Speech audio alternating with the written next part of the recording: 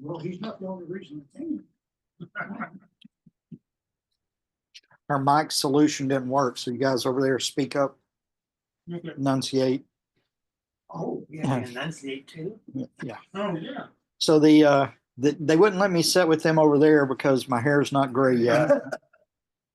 Our top story tonight. And they're still eating. They're slow, but we'll try to. Can y'all hear okay? Hear me okay? Yes, Yes, I can hear. yes. It's not very loud, but I can hear.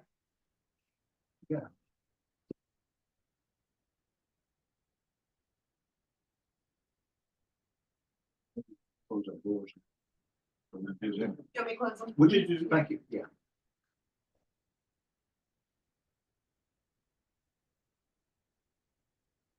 So that was.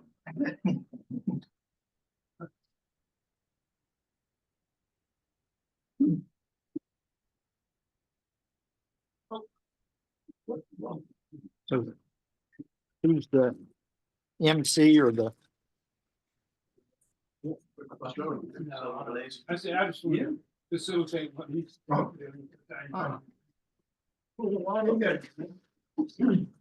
Well, can you see me from here, or do I need to do something else? We can see you. I don't know if they want to see that may be another issue. Okay. So apparently today I am Billy Fields. I'm not going to try to sound like him, but I am glad that everybody made it who did, and including those who are online watching today. For those of you online, there are a few of us here today because we've had very heavy storms overnight. There's threats of water flooding, so a number of people are just staying away because of that, even though at the moment it's not that bad out. So anyway, we usually have a few more than this. We're trying to get even more. So let's see. Today, well, we have the story will be the Silver Blaze. Dr. Besser will be presenting that. But first, we'll go with our regular opening stuff about anybody having something to share, to tell about. Has anyone brought something, or mentally or physically? I can mention, anybody could do this, download the PDF version of Canon, and then read it on your screen, and then print out a page. And then correct it. Word searches also. Word searches. Yeah, oh yeah. This one. Oh, that's a handy one. Like if you want to search the entire Canon for pound or dog or Gypsies, I'd like to know how many times Gypsies gypsies refer to. and it'll go through the whole thing and find each one. Wow. Tally them up. But that's it. Okay. That's great. And where You're gonna- the source? I don't know the source, but I just Googled it. Okay, all right. I think I've done that before, but I didn't realize it had those pictures. It's free. Man, gold must be eating hard. Okay, is there anything else you want to mention, Joe? Here it is. Okay. You get the rest of it. Oh, yeah, but Anybody else have this book? Yeah. One. I do, it is, it's great. I wish they'd do one for Frederick Gore Steel. You You know, know, You're probably working. You know, when you retire, you can do that. right. All I have to have is access to all the art. 24 and then 72. Okay. 24. Is this a code? Here it is. You have to remember to. Excuse me. Have to have 72 because I'll forget. 72. Okay. Can you see this? I'm just gonna see it. Let me kind of-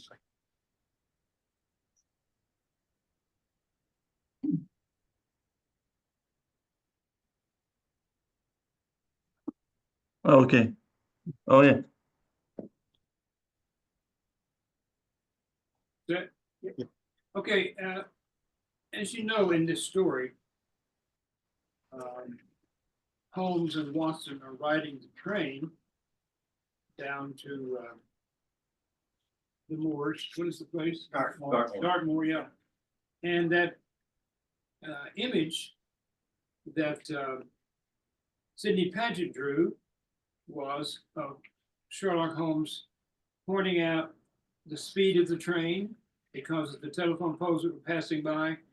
And it's the second time that we see Sherlock Holmes in his cloth cap, you know, which was really made famous later by William Gillette.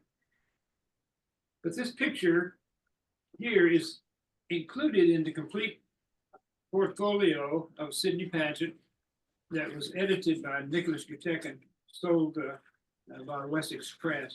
It is a fabulous book. And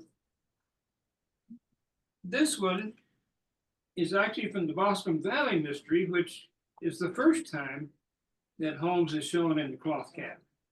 And it's interesting to compare the two because the first one I have seen in Santa Fe, New Mexico. It's in the home of Saul Cohen. Saul and John Shaw began the Brothers Three of Moriarty sign in 1971. And I visited Saul after John died in 86. And for years, I wondered who Saul Cohen was. He was the BSI, and lots of people knew him, and I had not met him. And say, oh my.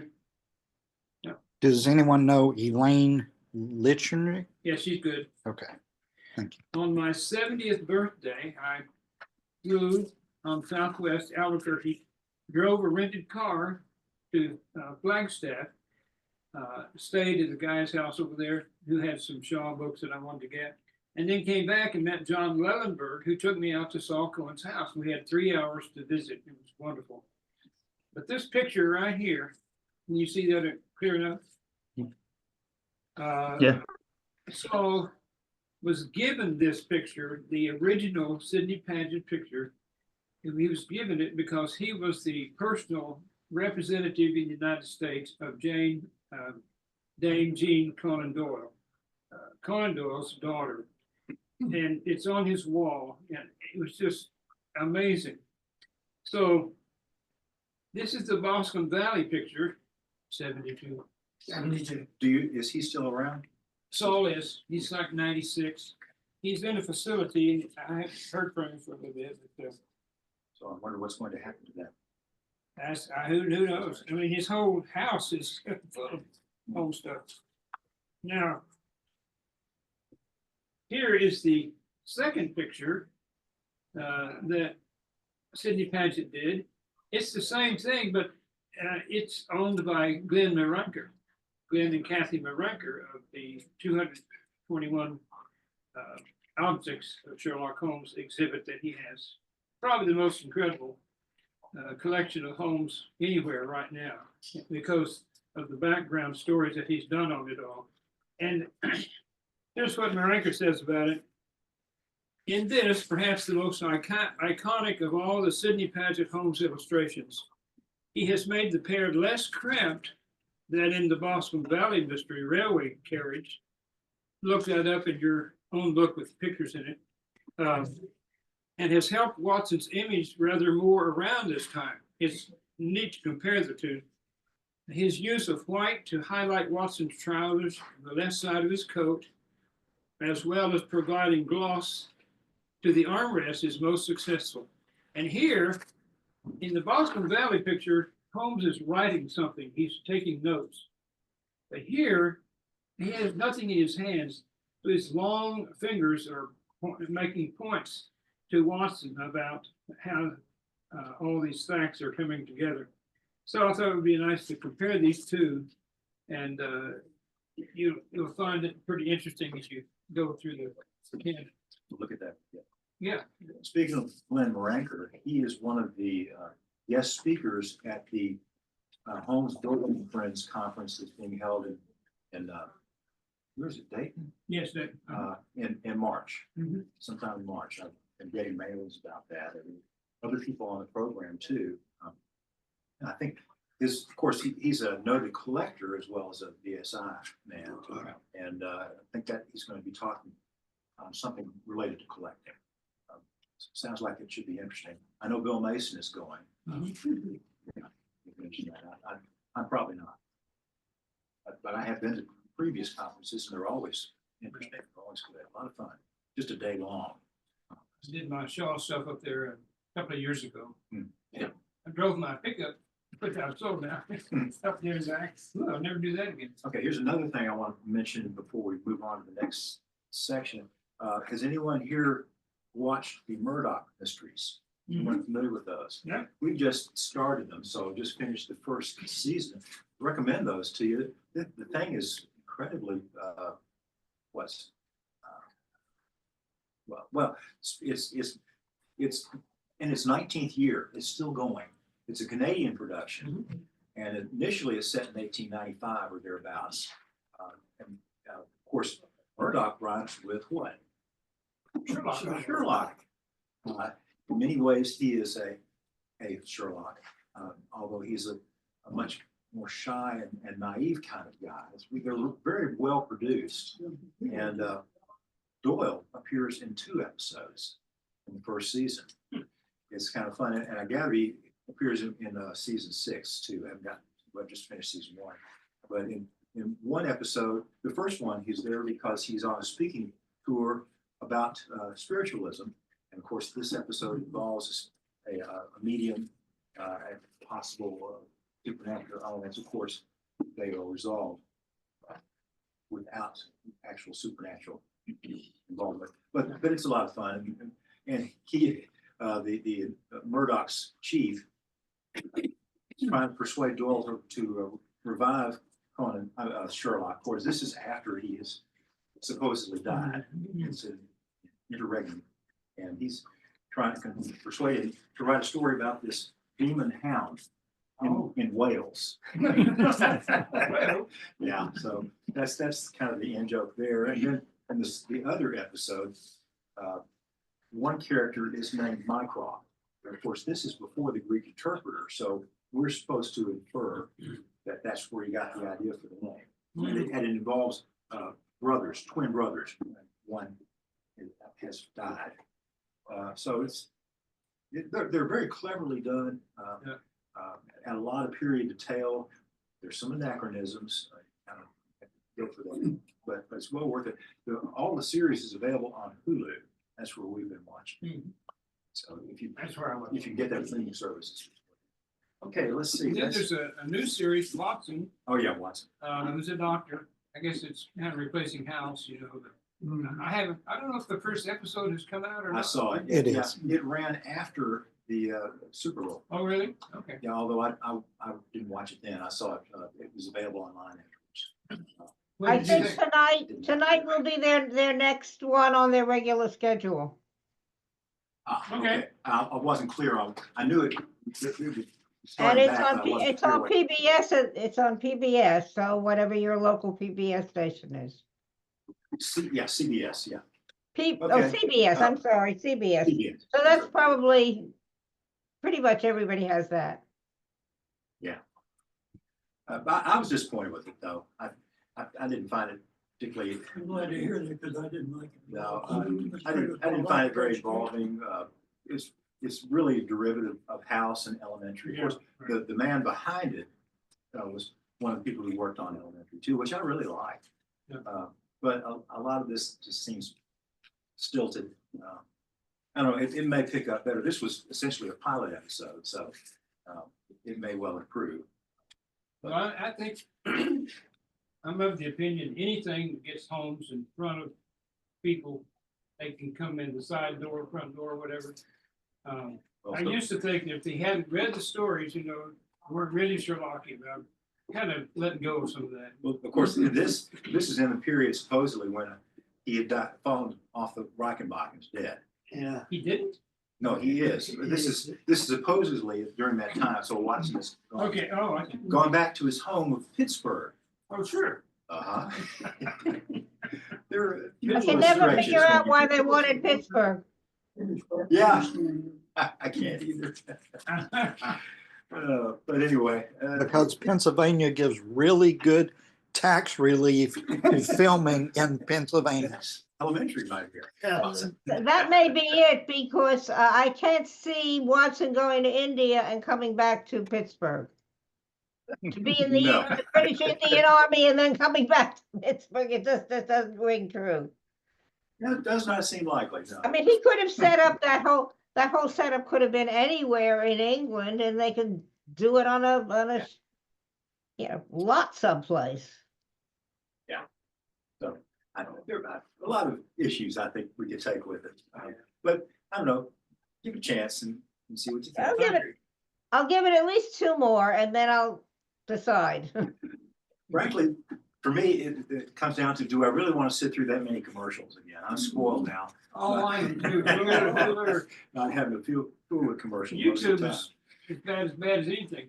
You Yeah. have to pay like $25 a month to not have. time. Yeah, that's I'm right. not doing that. My biggest problem with it is I think he's too assertive. Hmm.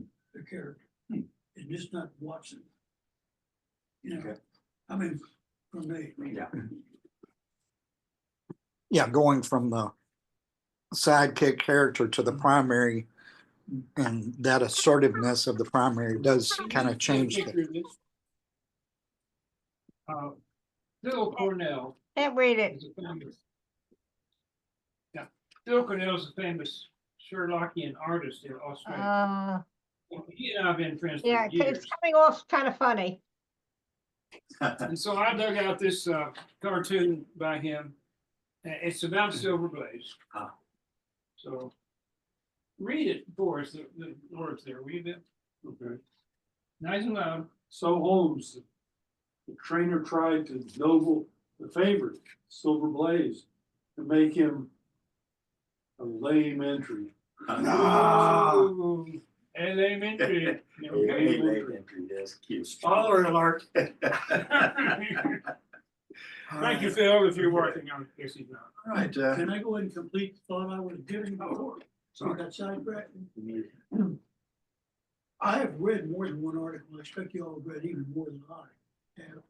But about how the way Watson is portrayed in the movie versions with Basil Rathbone, for example, is that they show him a little more withdrawn than we would expect from reading the books. Is that, you know, so it didn't bother me that Watson is asserting himself.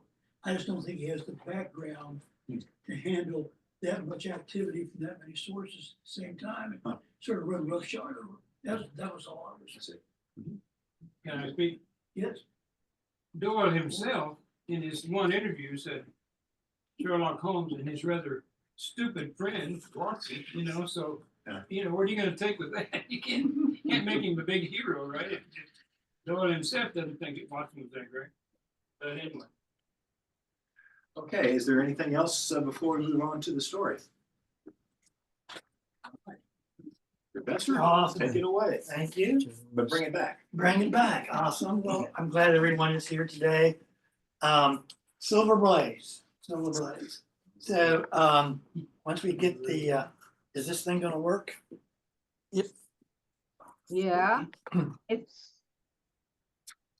Gotta back it up to the Yeah, beginning. to the first one. Yeah, so here, is our opening slide.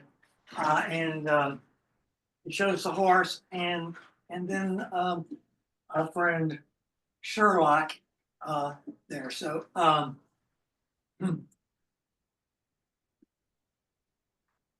One over here. oh yeah.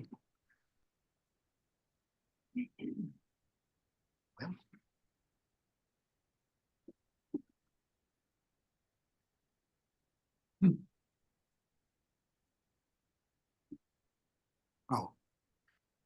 A second. Can we Yeah, can we, maximize the screen? that says, yeah, let me, I have all my brains on the slides. There you go. That's where mine are. So here I have a couple of initial remarks about it. The story was written in 1887, so it's one of the early ones. Published in 1892, December in the Strand, of course, and then I think it was in January issue at Harper's, then following that. I found it is the fourth most liked story of all, of the stories. And that was by some work in 1959 in the Baker Street Journal. And I've tried to find some update, and I did find one in the early 2000s, which had it somewhere between the third and the fifth. But somewhere in my research, I lost where I found that. But anyway, so regardless, it's one of the most popular ones. And some of the comments was of the details that the story goes into. And it's a, it is also noted that of all the 60 stories or so, this one attracted the most attack from the public. Really? And yes, and it was primarily because of misrepresentations of training and slurring, if you will, the whole horse training industry, implications and so forth. So if you read the story, then I'm sure you have, then you know there's some liberties taken with it. I'm from Louisville, Kentucky, and so I know a little bit about horse training. And so there was a few things that didn't quite go with what they do. Of course, who knows what they do today and what they did then might be different. Also, it was interesting that Watson is very interested. He offers his assistance right at the beginning. And looking at that, Watson is a great horse person. And I think our next month's story is the Shashcombe Old Place. And he's very much into horse racing there. I think there's even a statement, half of his income goes to the track. So he's very into horse racing. And one of the statements that caught my eye as I read it the first time is, well before he even gets into the story, he says, this needs reasoning, not gathering more information. So that sort of pricked my interest up as I read forward to say, okay, I'm gonna pay a little more attention, please. So I have here just the picture that Dr. Jim was showing us early about the train ride. And if you notice when he showed the two pictures, the first train ride picture was Watson and Sherlock's homes knees were just about touching. Right. And here they're quite far apart, and there's a difference here. And so just the overview of the story before we get into some of the minutia is, the horse is lost. Trainer has been murdered. The Wessex come. It says it's a few days away, but we know it's a week. It's a week away when the horse is lost. Then Colonel Ross is the owner, Inspector Gray, who Sherlock had on some pithy remarks about, and then the investigation, the surprising return of Sherlock back to London. Four days later, he goes to the racetrack, and then at the end, he tells the solution, almost. Yeah, you will the next one. So, the story, here's some of the details that I just want to cover with you. So Sherlock's delay. Why did Sherlock delay when he was asked on a Tuesday night when it happened on Tuesday morning when the horse was lost? And in I think the second paragraph, Yeah. Sherlock says something to me astounding. He I says, made a blunder. made a book. When was the last, how many times does he say that? I don't remember. I think there's only, yeah, Yeah, that's true. yeah. So I've never, in that readings that understand that Sherlock makes a full, and without even being prompted, I just goofed, he says. And he says he goofed because he expected the horse to be found. Yeah. The moors are sort of like the prairie out west. Flat as a tabletop with a few little mounds every now and then. And so he fully expected, after hearing it, hey, this is out in the middle of nowhere. There's one other horse farm in a little tiny village of about 10 houses. Where's the horse gonna hide? So he expected it to be shown up right away, so he didn't go. To travel by train with Watson. I think this is interesting because he ends up talking, if you will, about the salient points as he knows them. And then he says, oh, we're making great speed. We're going 53.5 miles an hour. And then he says, you know, Watson, I haven't seen the post go by. And he said, oh no, these telephone poles are 60 yards apart and it's a simple calculation. Here's the calculation. Yes, there's the calculation. Whoa. And I did it backwards. Well, you have to convert yards to how many yards in a mile. And I assumed that he was measuring in seconds. So I did the calculation based on, we could do it. So, you know, one pole, 60 yards, how long does it take to get that? Yeah. And at the very bottom, I have an answer, 2.3 seconds. And so my question is, can he measure 2.3 seconds? And so I said, well, maybe he measured 10 poles. Yeah. But yeah, that's 600 yards and that's 23 seconds. So you can go through the calculation. Somebody pointed out, is the train that steady? Does it not slow up between poles and go faster here and there? Well, Upgrades, downgrades, whatever, you know. the last time I rode a train in England, it pretty much was go for about 5 minutes, stop for 15 minutes, go.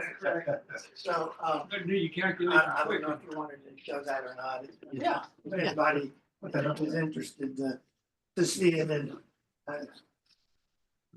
I thought that was an interesting, somebody said earlier, red herring, that why would he all of a sudden pop this out? You know, we're going 53 miles an hour. Wow. So, Does he do advanced math and other stories? I don't recall I- reading too much about it. I don't recall, because I did go back and scan a couple of the stories, but I did not see anywhere where he says simple calculation. I mean, that. Yeah. That's Moriarty's bailiwick, right? Yes. Yeah. Theorem and all that stuff. Either one is. I guess so. So the review and the speed, I think, to me, on this story, he talks about the salient points before they get on the train, just briefly. And he asked Watson, have you heard about it? He said, yeah, I read it in the Chronicle. And then on the train, they make a big point of his thin fingers talking about the point, and then it showed up in the engraving. And so when they arrive, I think it's interesting to point out, they make a big deal that it's evening. It's evening. And so we know up farther north you go, the lighter it stays well into the 10 o'clock at night. It's pretty easy. And that far north in England for sure, it would be 10 o'clock. So when they arrive, Colonel Ross, who owns the horse, is there. And initially he's pretty impressed with Sherlock, but it doesn't take too long, just in their conversation and the trip to the stables, that he makes a comment that he's not too impressed with the skills of Sherlock. And then Detective Gregory, Sherlock's comment is, yes, the detective from Scotland Yard is very good and rising well. He would do a lot better if he had some imagination. He's a dummy. He's not very, very imaginative. What he lacks is imagination. So instead of going to the scene of the crime, Sherlock says, I want to stay around here and get a feel. So they go in, first of all, and he goes in to see the stuff in his pockets. Hmm. And the very first thing, and I think it's interesting that he picks up almost immediately the receipts. How often do we have a receipt of a friend who has bought something for his wife or significant other in their pockets, right? So he sees he's got this, and his wife says, "Oh, yeah, he's a friend. He gets mail here quite often, actually, you know, but she's never seen him." And so forth. And I thought that was a thing. And then, of course, the knife, a surgeon's knife, a surgeon's knife. We probably know a word, a Gitz knife for model making. It has a very, very sharp blade on a long handle. That's sort of what I'm envisioning. This thing might be 10 inches long handle, and the blade's only about a half inch, but has a very sharp blade on a triangle. And so it's a unique knife for delicate work. And he asked Watson, "Yeah, Watson, don't you recognize this knife?" "Yeah, it's for cataracts." So he points that out. So the contents of the pocket, I think, are really fascinating that he points out it, but he really picks up on these receipts. And then he asks, as they're leaving, Mrs. Straker, the trainer's wife, comes in. "Have you caught him yet?" She's interested how they've gone so far. And he says, no, we haven't got anything yet. We're sort of thinking about this one guy. And then Sherlock says, "Surely I've met you before. Surely I've met you before over in Plymouth, right?" And she says, "No, I've never been there." "Are you sure you didn't have some dove gray dress with lace on it, right?" "No, Mr. Well, that settles it." Sherlock goes on. I think if we're thinking about the details and how Arthur Conan Doyle writes a story, this makes it, I think, one of the most fascinating stories because he has already so many different aspects of the story, and we haven't even gotten into the major investigation.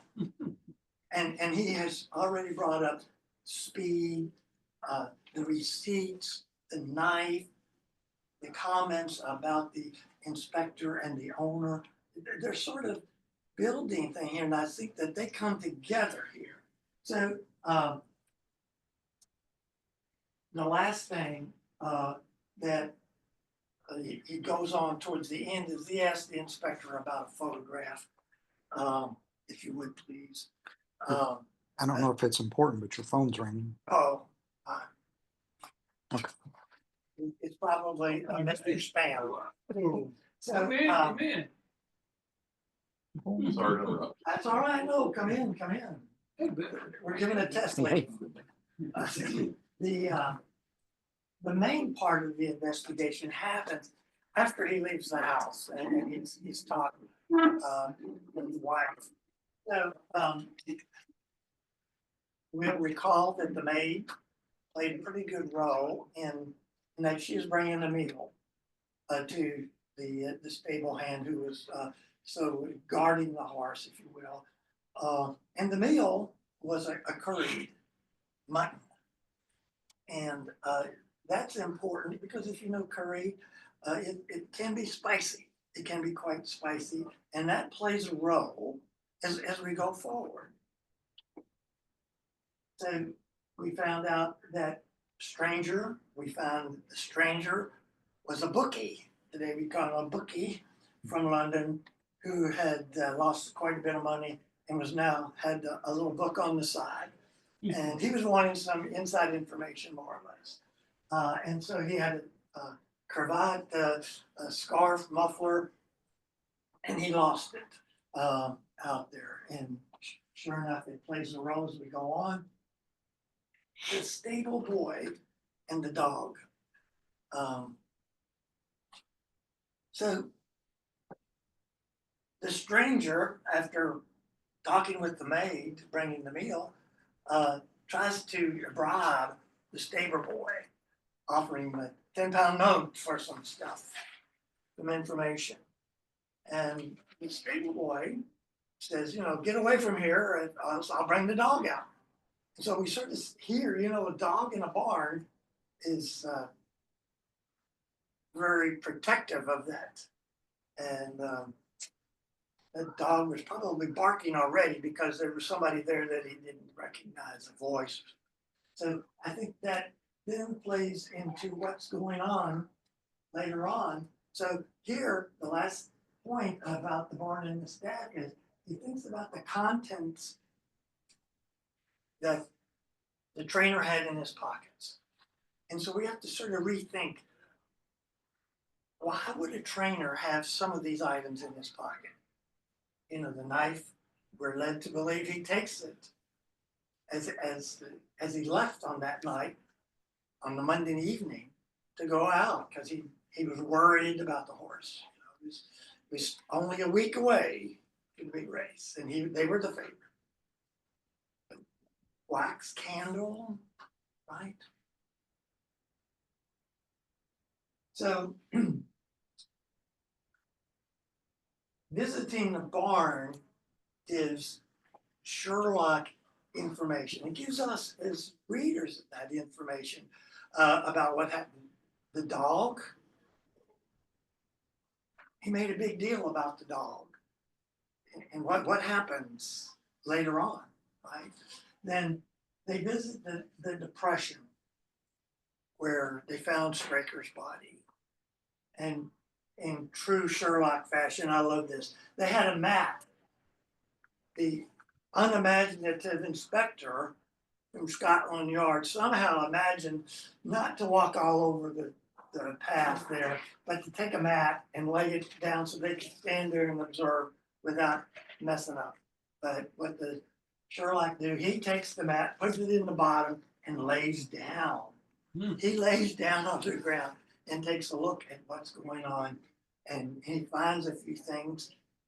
But are they significant? And he digs in the mud and he brings up a little piece of wax, or he's like, what's that got to do with anything? But he does give credit to the inspector for bringing the horseshoe and one boot of each so that he can take a look at it, right?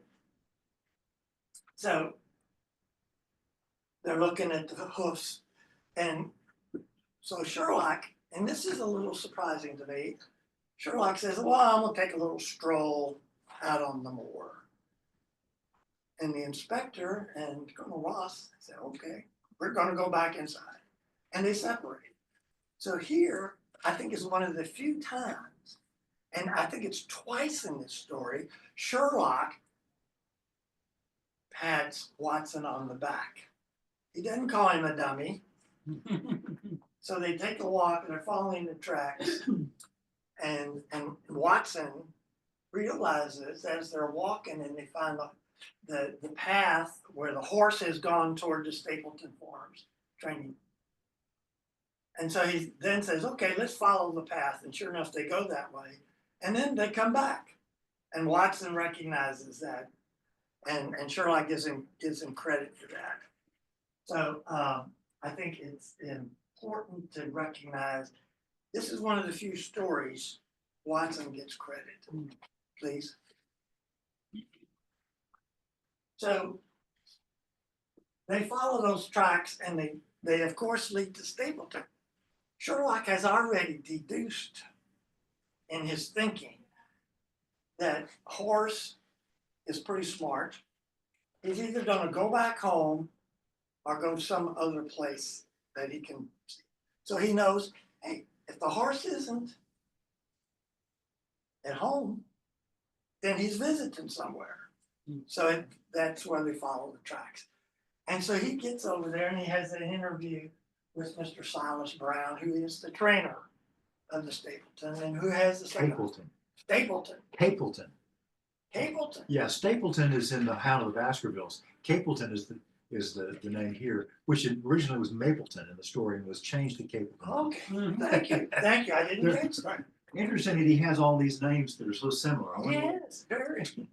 So he talks Didn't want to be sued. with that's the why. interview with Mr. Brown. And I think we can surmise maybe that at this point, Sherlock has begun to put the pieces together. And so he talks privately with Silas Brown. And originally Silas Brown is very gregarious and aggressive, being a bully. And Sherlock whispers in his ear. And then after the conversation, Mr. Brown is very docile and agreeable to Sherlock and his activities. And so I think it's quite interesting then that the things that we see here is a change. But here, I think we see that Sherlock has already put it all together, already put the story together. So he returns back to Colonel Ross and says, yeah, we're gonna go back to town.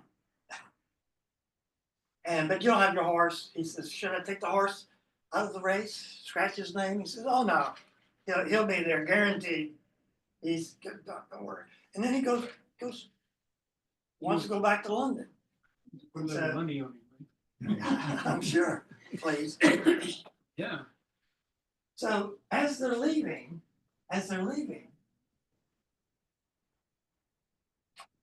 Sherlock sees the stable boy there and he says, hey, can I have a word here?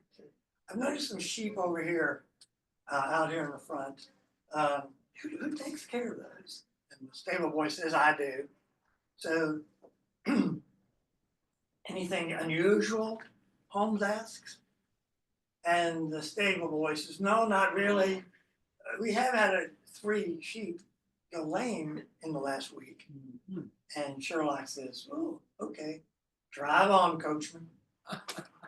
So I think in each of the stories that I've read, I couldn't find another place where Sherlock left a crime after an investigation just hanging in the air. We're going back. We're going back to London.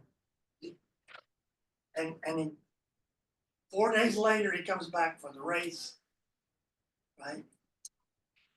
So, if you would, next, please. Okay, so the race results. So he comes back. Colonel Ross says, where's my horse? And he says, well, wait a minute. It looks like there's 6 of them. His horse comes out wearing his colors. And he says, it's not my horse.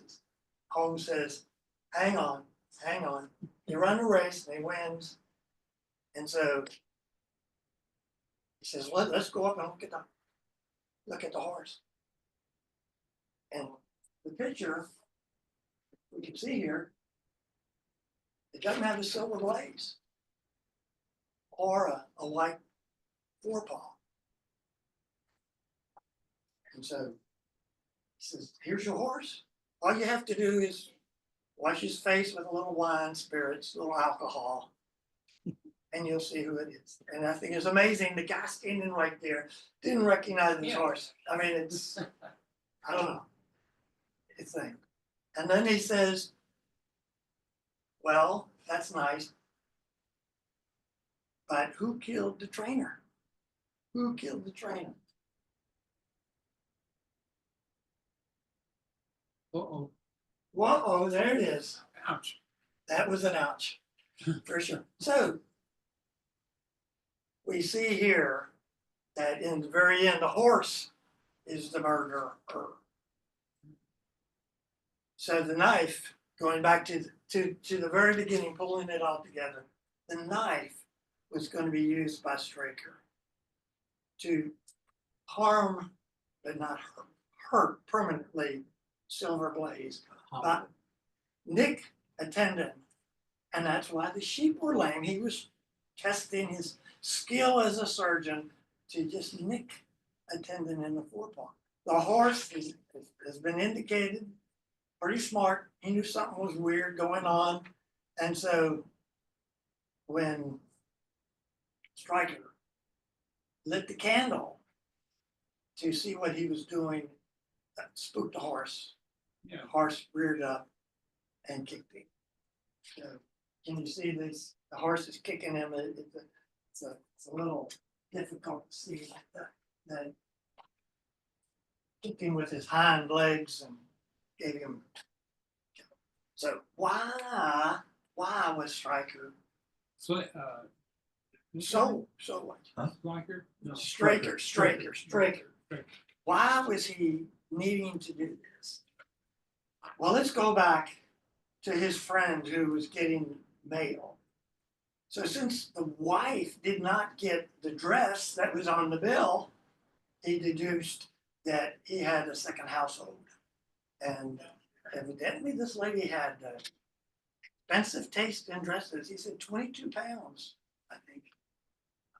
That's a very heavy dress. A walking dress, yeah. Yeah, I think the bill was 39 pounds and something.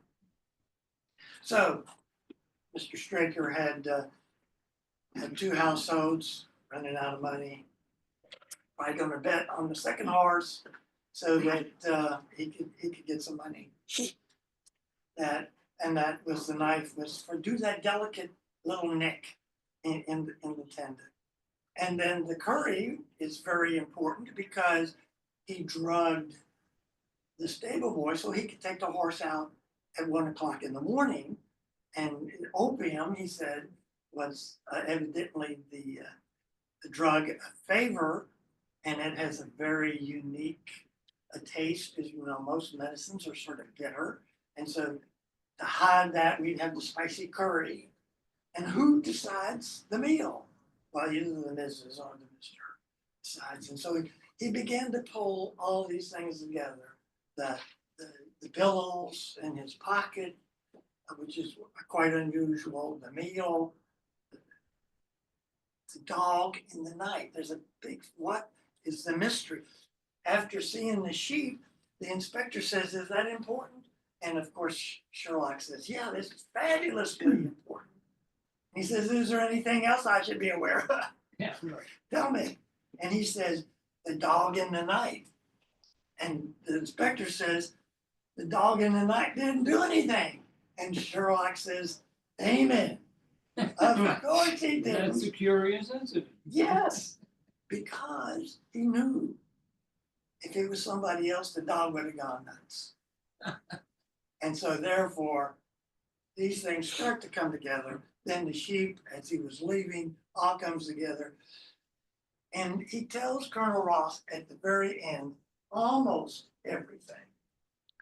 Quick question Yes, sir. from our audience. Whose illustration is this? Anyone know? I thought it was I don't believe it's Paget. No, it's not Paget. no, it's not. I There don't is know. We'll have to, I'll have to check on that. what was that, Sandy? It looks to me like underneath his right foot, if you look down just a little bit, it looks like there's a signature, but I can't read it through the. We can't either. Copy, but it looks to me like a. Do you recall where you found that? Yeah, I found it online. You know, Illustrations of. I've never seen it before. We'll get back to you on that one. Yeah, Aaron. I wonder if that's an American illustrator. yeah. It's not Steve. There's a site that on my. I can look on my phone here. It's not a great picture of the horse. I don't want to see. No, it's not. Put that in. But anyway. So I get a kick out of it. Oh. So the whole thing is that he tells Colonel Ross everything except where the horse was. And so he says, you know, that a good horse faker like Silas Brown probably implied he did a lot of shady things in his life and it did that. So I think that's one of the implications in the training and the whole horse in the 1890s was raised a lot of bad feelings about that story.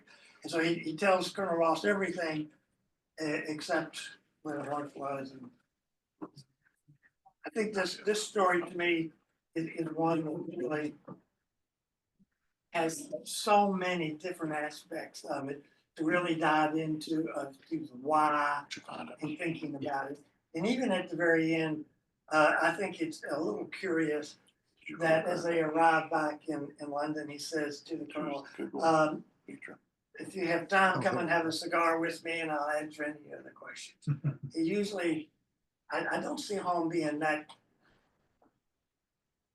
generous, maybe, to somebody who has shown him being a little disrespectful of his skills overall. So that's what I have. I have any questions that I might. Great job.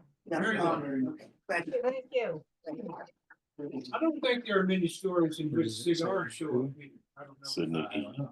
Very few. Sydney E. In my first note, I might find it on there.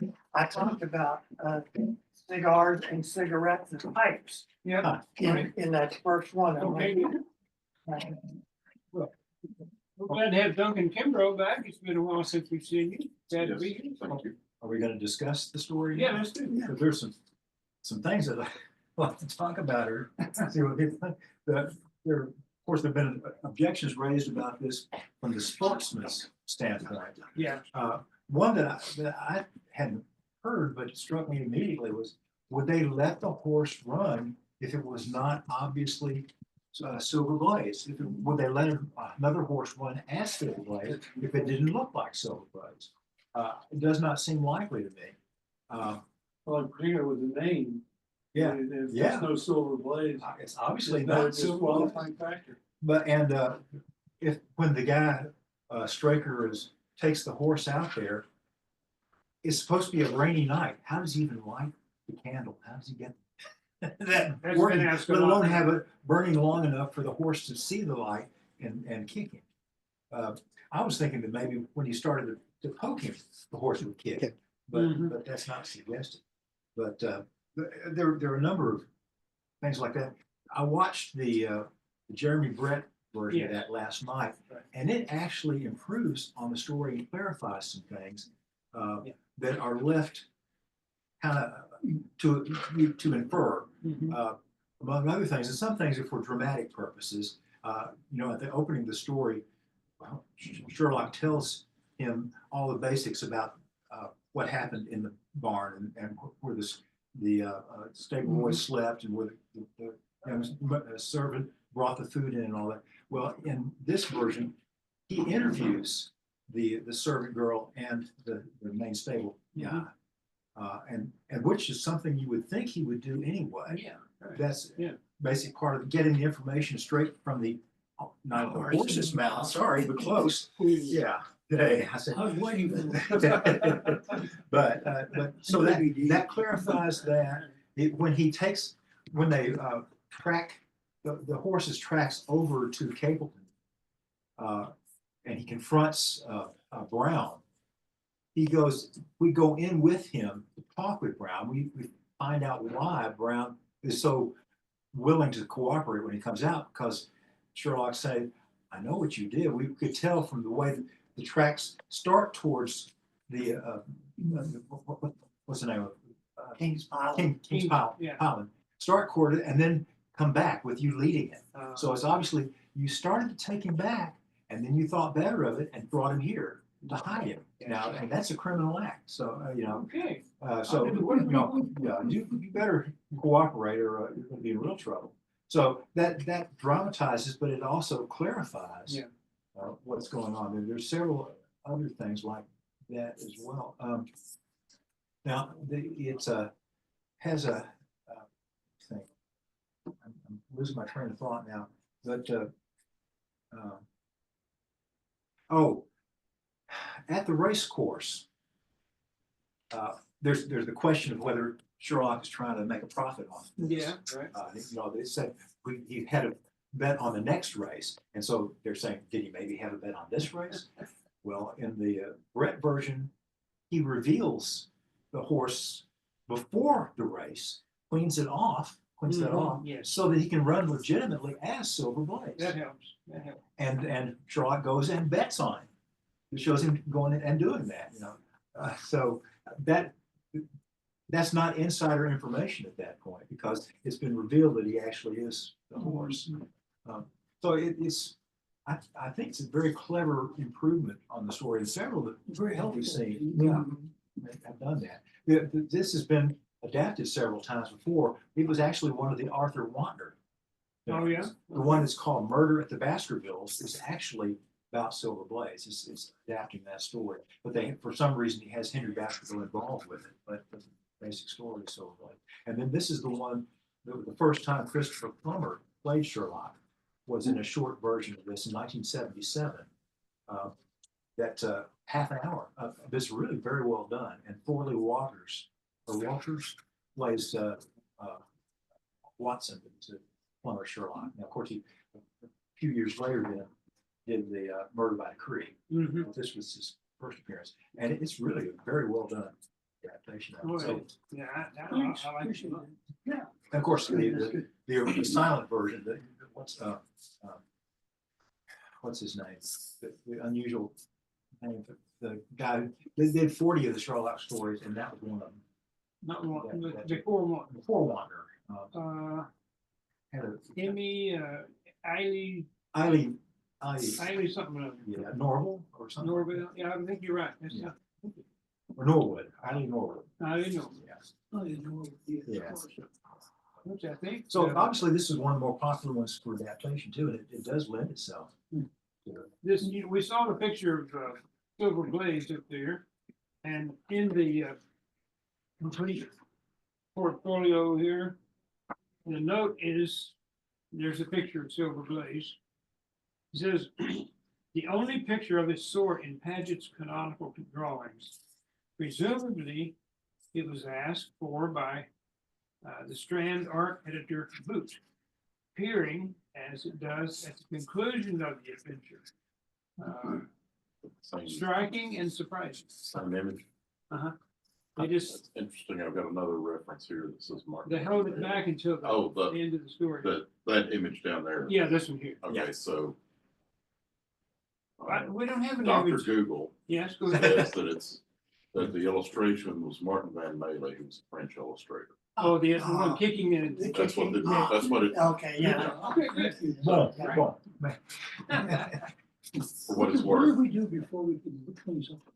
We just wondered what laid awake at night. Just staring say at anything, somebody. everybody have to. Well, start Yeah, out. oh, yeah, sure. They gotta be right. I have a picture here, a poster of the 193rd Kentucky Derby poster. So I want to give it away if anyone would like it, to take it just as it is. It's framed. I don't think it's numbered. What year would that be? May 1, 1993. 1993. And so if there's more than one of you that want it, then we'll choose a number, write a number down here. And, but I'd love someone to take that print. I don't have room for that. I don't either. I love it. It's wonderful. Should we give Billy a chance? I'm trying to think of anybody I know that's a horse lover. Yeah. Wow. I used to watch Mr. Ed on TV. Oh, wow. A horse is a horse, supposed to- After we're done, I wanna get your picture sent me back. There's a reference in the story to a ADP briar root pipe. Anybody know what that might be? ADP briar pipe. The Oxford Ask them. has a footnote about it. I was just seeing that in here. One moment, please. Siri, what is an ADP briar root pipe? I got it. It's Alfred Dunhill pipe. It's now certain, however, that this is incorrect. It used to be previously accepted that. as the Dunhill Company was not founded until 1907 and did not begin manufacturing pipes until 1910, and the Dunhill pipe with its white spot until 1912. There was a profusion of pipe manufacturers at the time, and the initials would probably have represented a manufacturer's name. So that's what the note says. There you go. So, cool. You're a master of trivia. So Briar Root, That's why we need so many books in the Briar Root. But the fact that you knew that note was there. versus the wood. Yeah. No, I was just looking through them this morning. He was hoping for a quiz. Yeah, Get it off. yeah. I was all set, yeah. He comes, That's, What's that? that's kind of the, en- Mr. Bear. that's kind of the engineer's theme though, isn't it? It's not what you know, it's what you know where to look up. Yes, it absolutely. What's a Vesta? It mentioned in part of the Yeah, the it's a stuff kind- in his pipe. It's a match. It's a kind of match, a Vesta. and it lights in during the rainstorm, you can light it. Okay, Thing. I could not. Well, that's where it's Oh, supposed you to know, be. that's right. Yeah. I think one of the most clever takeoffs of the Silver Blaze race I've seen. And by the way, Bill Mason has a book. They were sold out. I wanted to get one, but it's a BSI series book about Chicago and the Silver Blaze race. Oh, they've been doing it up there for, I don't know, 90 years or so. And there was a book published by the BSI, all these chapters on Silver Blaze, the race currently, and you know the history of it. It's really looks like a great Is that book. race based on the Yeah, story? right. It is, yeah. But at the during the Sherlock Holmes weekend in New York, all the Sherlockians that are there are invited over to Otto Penzler's store. It's one of the great Sherlock Holmes bookstores. And he's a Mysterious great bookshop. Sherlockian. Yeah. And he and Billy were really big pals, you know, Otto and Billy still are. But 2 or 3 years ago, they began the Silver Blaze race, and Colonel Ross Davies started it, and people would buy in, and they would buy a little wind-up horse, and then I think Peggy McFarland or someone came up with race colors for them, you know, and there must have been 10 or 12 of these little race horses that they had. You'd wind them up and they'd run down there. Sometimes they'd go off the track, you know, and we must have had a whole bunch of Sherlockians came to see that. They changed it a little bit. Now you don't wind them up, it's just gravity. They just kind of run down. Like Pinewood Derby. It was so interesting, but I think Peter Blau won the race the year that I was there. It was just so great, you know. That's awesome. It is. And Sherlockians are definitely the most creative people. They come up with more ways to have fun with Sherlock Holmes. I think it's great. So I don't know if Dean may have mentioned this already. I didn't hear it. If he did, the problem I had was the length of time.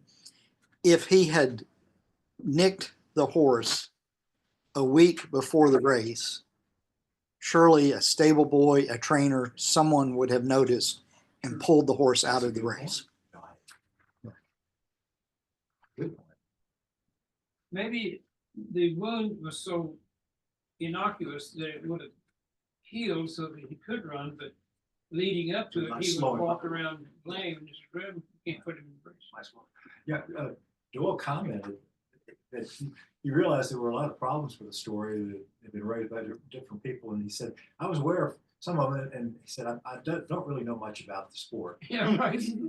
But he said, but sometimes you just have to master something, just to have to take control, and said, it's fantasy anyway. If I were writing it, not facts. Yeah. This is just fantasy, so it doesn't matter. Maybe that's one of the reasons he wanted to kill Holmes off. He was just so worn out with all these stupid questions. Yeah, maybe. This and that and this and that. Give me a break. Sir, go to Sir Nigel. There's no questions there. You know. He needed a good editor. Yes. That's right. If he'd had a good editor, we wouldn't be having this conversation. Good What about point. the silver blaze?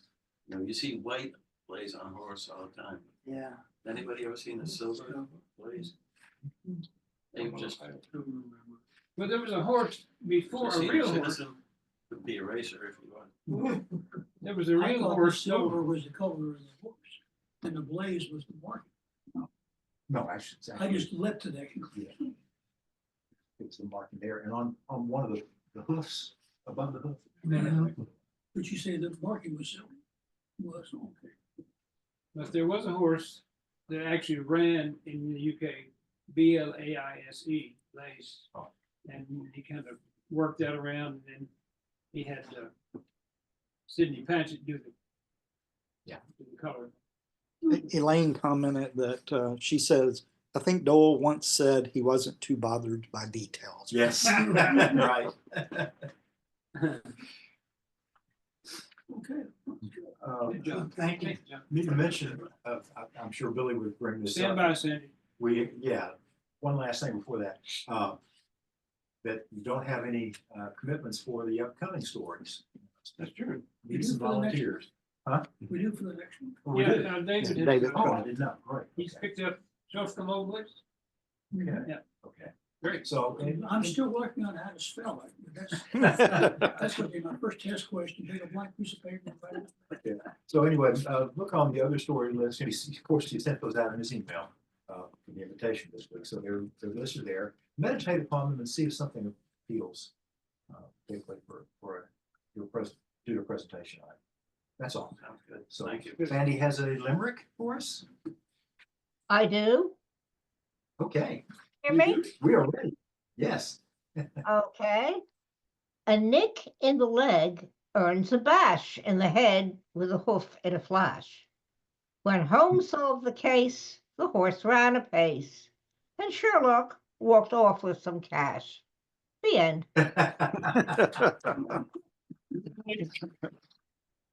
Well done. In a nutshell. Well, we do have Gail doing 221B.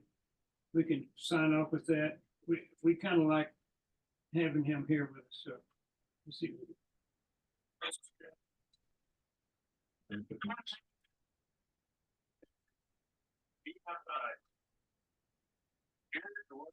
Together, still, two men of note who never lived, and so never done.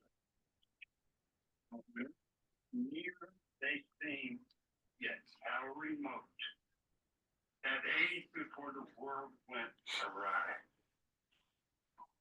But still the game's afoot for those with ears, attuned to catch the distant view alone. England is England yet, for all our fears. Only those things are true. A yellow fog settles past the window pane. As night descends upon the stable street, a lonely anthem splashes through the rain. The ghostly gas lamps fall at 20 feet. Well, As though the world explodes, these two survive. And it's always 1895. there. Billy and I looked at each other like, is he gone? I love having that. Okay, All right. thank you all. Thanks, folks. Thank you, Dean, for guidance. Yeah. Great. Yeah. Super. Wait till you see the bill.